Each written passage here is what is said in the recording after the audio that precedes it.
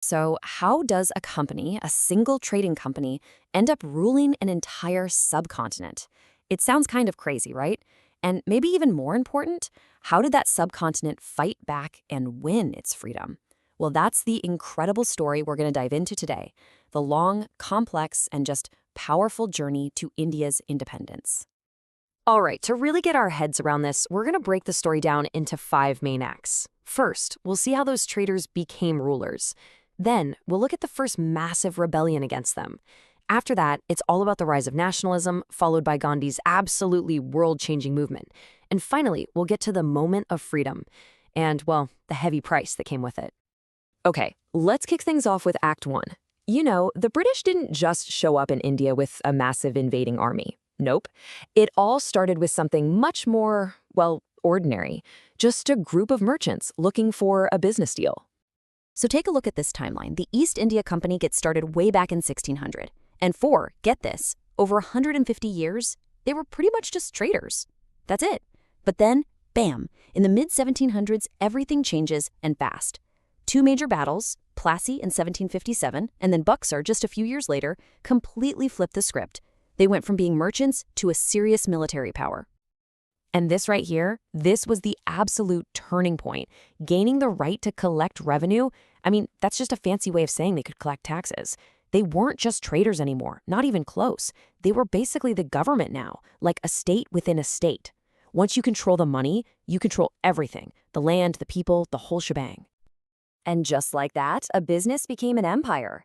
It wasn't overnight, of course, but once that company had its hands on the money, the foundation for British rule in India was well and truly laid. Now, you can probably guess what happens next. This kind of control, well, it was bound to lead to trouble. The pressure just kept building and building for decades, like a pot about to boil over. And in 1857, it finally exploded. This was the Great Rebellion, what many in India still call the First War of Independence. So, what was really behind all this anger? Well, it mostly came down to money and survival. Imagine being a farmer and you're forced to grow stuff like indigo or cotton instead of food for your family. And then the company buys those crops from you for pennies. At the same time, local weavers and craftsmen, their businesses were just destroyed. And to top it all off, crushing taxes. It was a recipe for disaster, a total powder keg. And the spark that lit that powder keg? It came from the most ironic place imaginable, inside the British Army. The rebellion was actually started by Indian soldiers, the sepoys. Think about that. The very people hired to enforce British rule were the ones who rose up against it. It was a huge sign that the whole system was starting to crack from the inside out. Now, the British did eventually crush the rebellion, but it changed everything. I mean, this was a massive wake-up call for the government back in London. They basically said, okay, the East India Company has made a mess of this. They can't be trusted anymore. So they took over. The company's rule was finished and India was put directly under the control of the British government. Queen Victoria was even named Empress of India. It was a whole new era. So the armed rebellion of 1857 didn't succeed. But that didn't mean the fight was over. Oh no. It just changed tactics. The struggle moved off the battlefield and into the world of politics. This is where we see the real birth of modern Indian nationalism.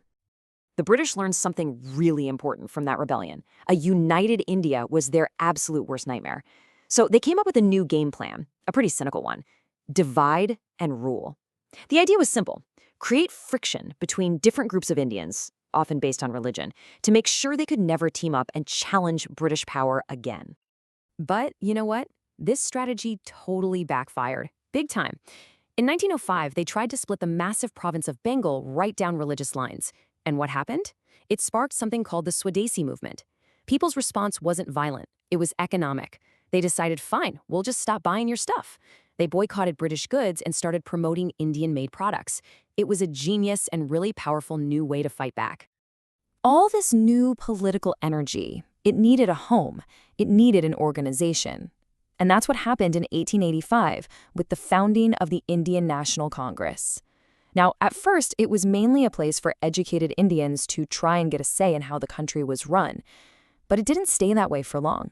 It quickly grew into the main engine driving the entire movement for independence. And this is where we get to our fourth act, because now a leader steps onto the stage who is going to completely change the game. He's the one who takes this fight from being a thing for politicians and educated elites and turns it into a revolution for millions of ordinary people. Of course, I'm talking about Mohandas Karamchand Gandhi. But before we get to his biggest movements, we have to talk about a really dark day. A pivotal, tragic day that just hardened the entire nation's resolve. April 13th, 1919. At a place called Jallianwala Bagh, British troops opened fire on a peaceful, unarmed crowd. Hundreds were killed. After this, any idea of a friendly partnership with the British, it was gone. It completely galvanized the demand for one thing and one thing only: total independence. Okay, so Gandhi's real genius was his ability to take a simple, everyday act and turn it into this massive political statement. And the Dandi March is the absolute best example of this. See, the British controlled salt. They taxed it. It's something literally everyone needs to live. So what does Gandhi do? He walks 240 miles to the sea to make his own salt. With that one simple, peaceful act, he challenged the entire economic and moral authority of the British Empire. Incredible. Fast forward to 1942. The world is in the middle of World War II. The call for freedom in India is at a fever pitch. And this is when Gandhi launches the Quit India movement. His slogan was simple, powerful, and urgent: do or die. The message was crystal clear. This is it. This is the final push. There's no going back now. And that brings us to our final fifth act. After all this time, decades of struggle, protest, and so much sacrifice, the end of British rule was finally in sight. But as we're about to see, freedom was not going to come without a terrible, terrible cost. And then it happened. On August 15th, 1947, after almost 200 years, India was finally independent. It was a moment millions of people had dreamed of and fought for. But that freedom came with a brutal catch: partition. The country was literally torn in two, India and Pakistan, divided along religious lines. And this division triggered one of the largest, most violent, and most tragic mass migrations in all of human history. So, in the middle of all this turmoil, a new nation had to be born. The huge task of building it fell to its first leaders. You had Dr. Rajendra Prasad as the first president, and Jawaharlal Nehru as the first prime minister. They were the ones who had to guide India through those incredibly difficult early years.